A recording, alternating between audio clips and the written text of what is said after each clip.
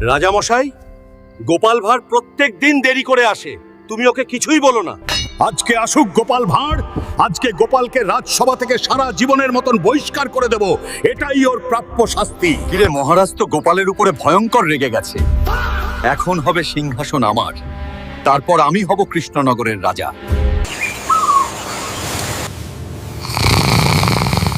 এই যে আর কত ঘুমাবে?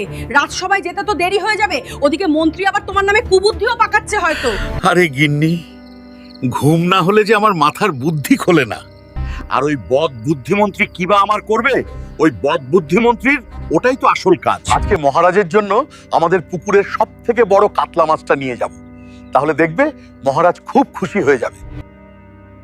মহারাজ, এই তো গোপাল চলে এসেছে। মহারাজ, আমার পুকুরের সব থেকে বড় কাতলা মাছ, এটা আমি তোমার জন্য নিয়ে এসেছি। মহারাজ, শুধু একটা কাতলা মাছের জন্য তুমি এই মোটা হাতিটাকে ছেড়ে দিলেন, এটা কিন্তু তুমি খুব খারাপ করলে। মন্ত্রী, এসব কি বলছো? গোপাল তো আমাদের রাজসভার এক রত্ন। গোপাল যে আমাদের জন্য কত ভাবে, দেখে শেখো। গিন্নি গিন্নি, কোথায়? তুমি শিগগিরই খেতে দাও, না হলে এখনই তোমাকে বাপের বাড়িতে দিয়ে আসবো না। এই যে কি হলো কি?